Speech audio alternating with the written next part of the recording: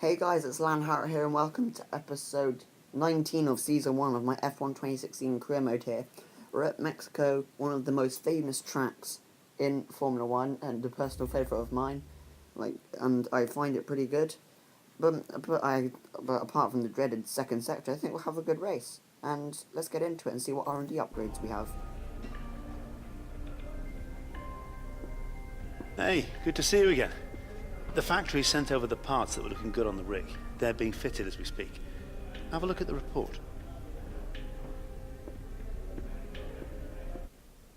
So obviously there is our chief of engineering as we reduce our drag for this weekend, if you remember, from our podium, well, thanks to our podium in the US. But I think that now it's 19th race and pretty much no one else. I think a few people upgraded this weekend.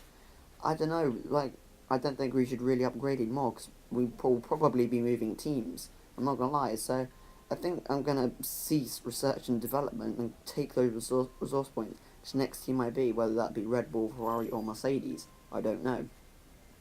But there we go, development is ceased for the season. So yeah, let's just try to get maximum resource points for next season and get into practice 1. Welcome to Mexico, where we start the weekend with Friday practice. This session will give us a good indication of just who has the upper hand for qualifying tomorrow.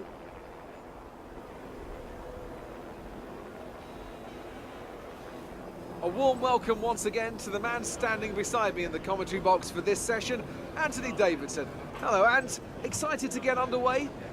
Yeah, absolutely. I always look forward to seeing the cars get out there on track. They probably won't be on the limit immediately, of course. We know that one or two of the teams are looking to do some work on new aerodynamic packages, so that always takes some time to get into. But it'll be really interesting to see later on in the session what kind of performance gains are there to be found. Looking at the weather here, it seems we're going to have an all-dry weekend, which is really good. So we know where, not like the last race. So let's get into the track acclimatization, and this was possibly the best lap I could have done. Look, a complete perfect lap around Mexico, getting us the maximum amount of points we can get on this track acclimatization here. But I kind of lose it in celebration. Into practice 2, we're going to go on to qualifying pace here, and I definitely had a lot of pace through the first and third sector, but it's just that second sector which I really struggled on. So you can see that we finished way down on our target, and it happened again, because I just really don't know, honestly, what went wrong here, but I just couldn't get enough time, so I just decided to go in, stop and get into qualifying. Not long now until the lights go green for the Mexico Grand Prix qualifying. So let's get ready and see who has that pole position winning performance in them this afternoon.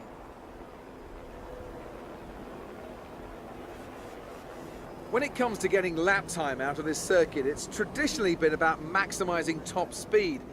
Do you simply remove as much downforce as possible, hang on into the corners and max out down the straights? Top speed is a key factor for this circuit. Even if you can achieve the same lap time as someone running less wing than you, chances are you'll find overtaking difficult if you have too much drag. As we know, the Toro Rosso isn't really good on one lap pace around most tracks, and it's really only good on race pace, as we're just going to set the fuel down to the minimum amount. And we're going to go out on the soft tyres first, like they did in real life, because the soft tyres had a decent amount of pace. It's pretty much close to the super soft. But now going on our first lap here, it was no clear lap, a bit scrappy through the second sector, as I said. It wasn't too bad as we do a 1:20.6. And coming on to our next lap here, I don't know, it felt a bit better, but I didn't really know what to think of it. Yeah, look, we improved by 4/10. But we're going to go on and put the super softs on now, because we need to make a push, because hopefully we can get into the top 10, but we can definitely have a chance at a podium at that point. But now, you can see it's pretty much 3 minutes to go in the session, and we're over our time, which was really worrying. So I needed to put a decent lap up here in on my super softs, otherwise I may have to be starting on the softs. But now coming to the final corner here, the second sector actually felt okay, but I just didn't have the pace through there. so we improved by about 5 tenths, doing a 119.6, but that ended us up in 14th place. But we can definitely do some work from here there, as we know, so let's get into the race. Formula One may have been absent from Mexico for 23 years, but after 2015's triumphant return, it was as if we'd never been away. In Mexico, a Grand Prix is more than just a race. It's a celebration of speed and of bravery. There's nothing quite like the atmosphere in the stadium today. They'll be drowning out the cars with their noise as they make their way through on lap 1. 2,285 metres above sea level, the thin air of the Autodromo Hermanos Rodriguez poses a unique challenge, not just to a driver's skill, but to the efficiency of their engines as well. 17 corners make up a lap of this 2.6-mile circuit, and you can expect incredible speeds in excess of 220 miles per hour, and overtaking too into the hard braking zones of turns 1 and turn 4. And joining me amongst the cheers of the phenomenal Mexican fans, it's Anthony Davidson, and welcome along to this historic circuit. What an occasion this is. Yeah, it's hard to believe when you see the passion this country has for the sport that Formula One was away from Mexico for so long. It's fantastic to be here, and let's hope that the race lives up to the party atmosphere we've got going. It's a real fast track, this. We get up to Monza levels of speed down the main straight thanks to the high altitude here at over 2,000 metres above sea level. And with that comes the challenge of having less downforce in the corners. So that makes it a really demanding circuit, both for the drivers and engineers. We're looking for you to get at least 9th in today's race. So here on the grid, I think we're just going to have another straightforward strategy. Yep, super soft to soft. And yeah, maybe, hopefully you can take the tyres a long way, because obviously Carlos is going to have priority considering he's higher up the grid. Even though if we overtake him, he's still going to get priority, so we're going to have to go further on our tyres than him. But that might propel us up further. So let's get into the race and see what we can do. As we start on 14th place behind Gutierrez at his home Grand Prix, as we're going to put up his Ritz mix as we normally do, as we go to 5 red lights, and it's away we go for the Mexican Grand Prix.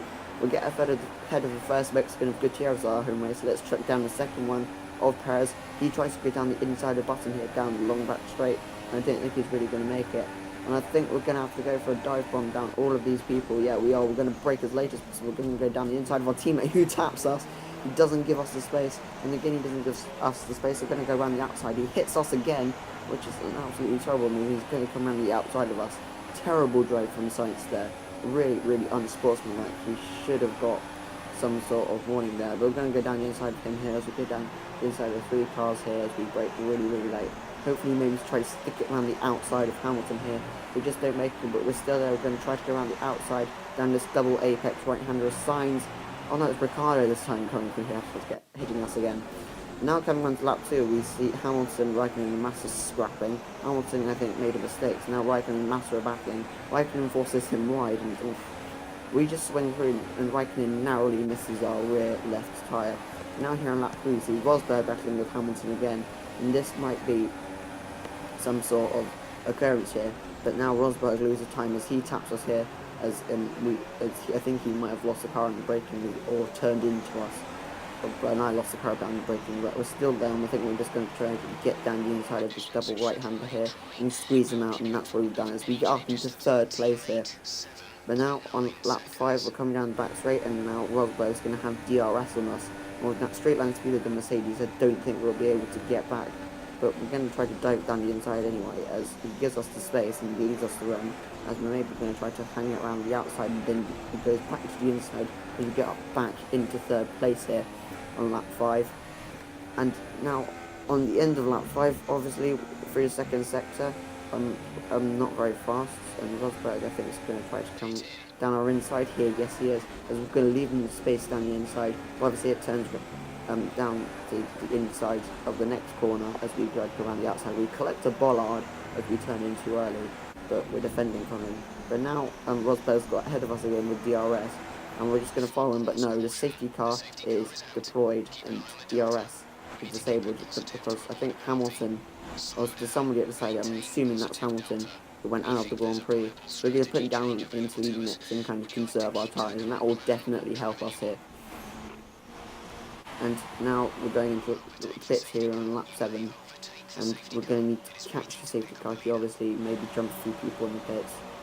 But obviously our pit box is way behind, so Rosberg's probably going to get ahead of us as well as Ricardo. As it's a decent stop, we get held, which is really annoying because look, now Bottas is ahead of us.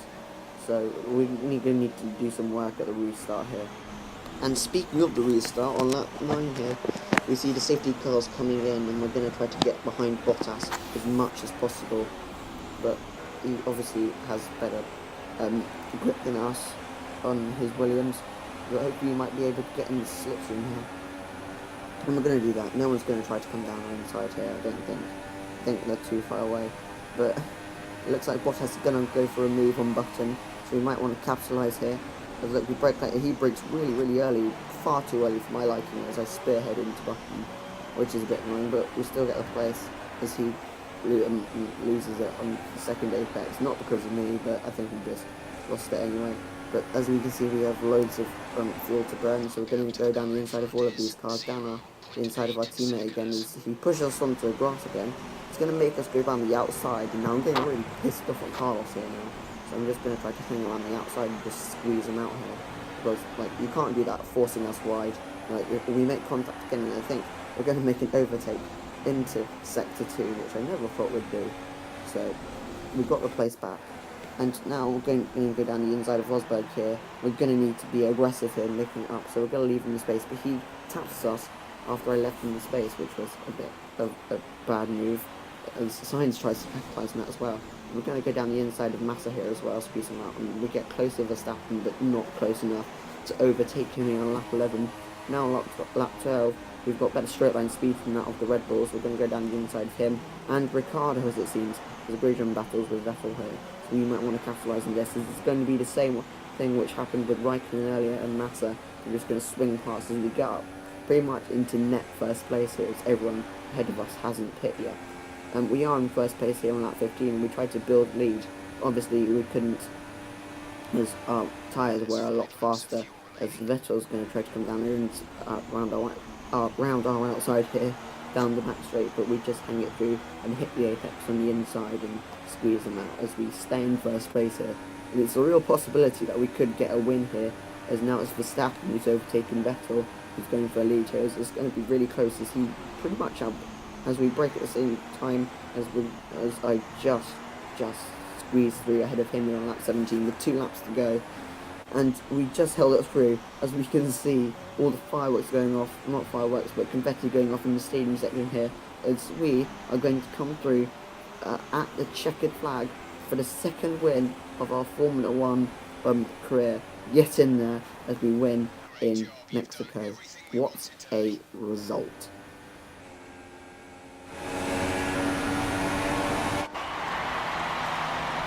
Great win then for the Toro Rosso team today. Tell me, Alex, what was the key to this success? Well, the safety car completely changed the race, didn't it? It's hard to say exactly what would have happened without it, but there's no question that they came out of that situation in a good position. And it's time now for the podium celebrations, and how well deserved is this one? This is a team all about giving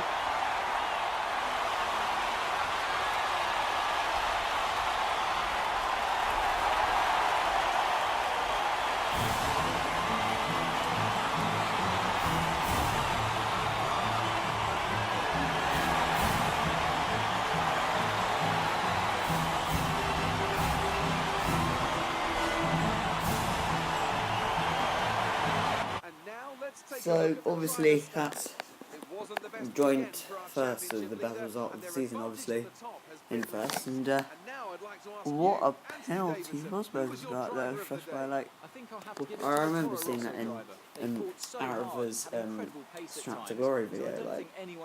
Oof, I mean that's a big penalty. I can know Nico Rosberg's prone to cheating, but yeah. I didn't know it'd get that much, but yeah, it seems like I should get a team update from this, usually.